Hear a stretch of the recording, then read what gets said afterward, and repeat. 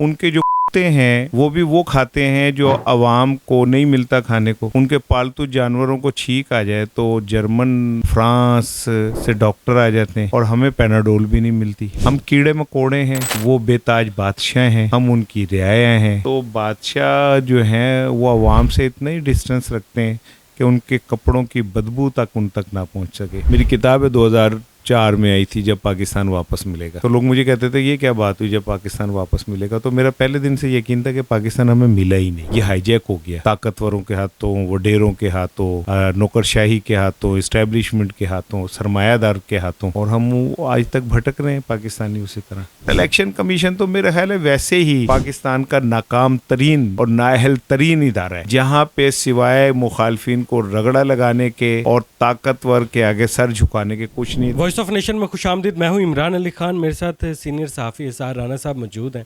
मौजूदा सियासी सूरत हाल के हवाले से बात करेंगे। क्या आवाम को इजहार राय का हक दिया जाएगा? आज अवामी सर्वे पर भी पाबंदी लगा दी गई है। इसके अलावा बहुत सारी पाबंदियां हैं जो अवामुल नास पर हैं, जो डायरेक्ट उन पर नाफिज होती हैं। अस्सलाम वालेकुम सर। जी भाई, वालेकुम अस्सलाम। सर, सबसे पहले जानना चाहूँगा कि पाकिस्तान में जमहूरियत है इस वक्त मौजूदा दौर में? अगर होती तो आप सवाल ही ना करते। अगर एक चीज़ का वजूद हो, लाइक आप दिन में खड़े हो, सूरज निकला हुआ है, रोशनी हो रही है, तो आप मुझसे कभी सवाल नहीं करेंगे कि क्या सर रोशनी है, ये सूरज निकला हुआ है। जब आप ये सवाल करेंगे तो इसका मतलब ये होता है कि कहीं ना कहीं गड़बड़ है। और अगर डेमोक्रेसी इसी चीज़ का नाम है जो चल रही है, तो ठीक है, डेमोक्रेसी है। बहुत सारे नौजवान मायूस होकर वतन अजीज़ पाकिस्तान को छोड़कर रोज़गार की तलाश में बाहर जा रहे हैं। पाकिस्तान के हालात कभी बेहतर होंगे? वो नौजवान पाकिस्तान में कभी वापस आएंगे? देखिए, ये ब्रेन ड्रेन है ना, ये बड़ा खौफनाक होता है। आपके आला दिमाग, आपके स्किल्ड लोग जब मुल्क छोड़ जाते हैं तो फिर रियासतों के लिए बहुत बड़ा चैलेंज खड़ा हो जाता है। और ये चैलेंज इस वक्त पाकिस्तान को है कि सर्वे के मुताबिक कुछ 60 लाख के करीब लोग छोड़ चुके हैं, कि कितने एग्जैक्ट मुझे फिगर याद नहीं है। ये तो बड़ी खौफनाक बात है।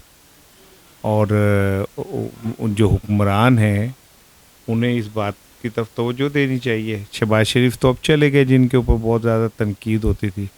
अब और अनवारुल हक काकड़ साहब आ गए। वो कहते हैं कि उन्हें अरबी ज़बान भी आती है, उन्हें इंग्लिश ज़बान भी आती है, उन्हें ब्रावी भी आती है, पश्तून भी आती है। तो अल्लाह करे कि उन्हें अवाम की ज़बान भी आ जाए और वो अवाम की ज़बान को समझना और सुनना शुरू कर दें। अवाम की ज़ुबान इतनी मुश्किल है कि कोई हुक्मरान उसे समझ नहीं पाता। मुश्किल नहीं है, अवाम की आवाज़ उन लोगों के लिए नामानूस आवाज़ होती है ना। उनके जो कुत्ते हैं वो भी वो खाते हैं जो आवाम को नहीं मिलता खाने को। उनके पालतू जानवरों को छींक आ जाए तो जर्मन फ्रांस से डॉक्टर आ जाते हैं और हमें पैनाडोल भी नहीं मिलती। तो हमारे और उनमें बड़ा फ़र्क है ना। हम कीड़े मकोड़े हैं, वो बेताज बादशाह हैं, वो वाली रियासत हैं, हम उनकी रियाया हैं। तो बादशाह जो हैं वो आवाम से इतना ही डिस्टेंस रखते हैं कि उनके कपड़ों की बदबू तक उन तक ना पहुंच सके, क्योंकि उनके परफ्यूम और उनके दिमागों की खुशबू ना मुतासिर हो जाए। तो अवाम की ज़बान को समझने के लिए तो एक ऐसा लीडर चाहिए होता है कि जो जब सब ने एक एक पत्थर बांधा हो तो उसने 2 पत्थर बांधे हो। ठीक है ना। लीडरशिप किसी और चीज़ का नाम है। ठीक है। हम अनफॉर्चुनेटली क्या में पाकिस्तान के बाद से ही डिट्रैक हो गए। और मेरी किताब है 2004 में आई थी, जब पाकिस्तान वापस मिलेगा। तो लोग मुझे कहते थे ये क्या बात हुई जब पाकिस्तान वापस मिलेगा। तो मेरा पहले दिन से यकीन था कि पाकिस्तान हमें मिला ही नहीं, ये हाईजैक हो गया ताकतवरों के हाथों, वडेरों के हाथों, नौकरशाही के हाथों, इस्टेब्लिशमेंट के हाथों, सरमायादार के हाथों, और हम आज तक भटक रहे हैं पाकिस्तानी उसी तरह। सर, इलेक्शन कमीशन ने अवामी सर्वे पर पाबंदी लगा दी है। हम आवाम से जाकर ये नहीं पूछ सकते कि वो वोट किसे देना है। आवाम के अपने तासुरात होते हैं, वो अपने मुख्तलिफ लीडरों का नाम लेते हैं। तो अब इस चीज़ पर पाबंदी है। जबकि इलेक्शन आने वाला होता है तो बड़े बड़े चैनल्स इस पर सर्वे करते थे और आवाम की राय जानने की कोशिश करते थे। अब इस चीज़ पर मुकम्मल पाबंदी है, डिजिटल भी और इलेक्ट्रॉनिक पर भी। देखिए हम ना अभी 14 अगस्त मनाई है, तो बहुत सारे लोग ये कहते हैं कि यार ये देखें, ये इन्होंने बाजे पकड़ रखे हैं, ज़ोर ज़ोर से बजाते। कभी आपने ये बाजों की नफ्सियात समझी? जब ज़बानें बंद होती हैं ना तो फिर बाजे बोलते हैं। जब आप ज़बानों को काट देते हैं, आप आवाज़ को म्यूट कर देते हैं ना, तो फिर बाजे बोलते हैं। वो बाजे बोल के ये अपने आप को ये सेटिस्फेक्शन, लाशऊरी दे रहे होते हैं कि हमारी आवाज़ बुलंद हो सकती है। ठीक है ना? तो आप इस तरह करके क्या कर लेंगे? इस दुनिया के हम उस वक्त उस दौर से गुजर रहे हैं जहाँ पे आज़ादी सहाफ़त, आज़ादी इजहार जो है अपनी बुलंदियों पर है, और आप वो छोटे बच्चे बेचारे यूट्यूबर्स, उनकी दाल रोटी इसी से चल रही थी। छोटे छोटे घरों में उनके इसी वजह से चूल्हे जल रहे थे। मुझे तो ऐसा लगता है जैसे आप किसी एजेंडे पे आए जिसमें आपने तय किया हुआ है कि हमने इस गरीब को इस मुल्क में नहीं रहने देना, उसे जान से मार देना है, और हमने कोई काम ऐसा नहीं करना जिससे उन्हें रिलीफ मिले।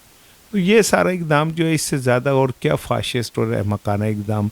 और इलेक्शन कमीशन तो मेरा ख्याल है वैसे ही पाकिस्तान का नाकाम तरीन और नाअहल तरीन इदारा है, जहाँ पे सिवाय मुखालफिन को रगड़ा लगाने के और ताकतवर के आगे सर झुकाने के कुछ नहीं। देखें इंडिया का इलेक्शन कमीशन इंतखाबात खुद कराता है, वहाँ कोई निगरान हुकूमत नहीं आती, कोई इलेक्शन कमीशन पे उंगली नहीं उठा सकता।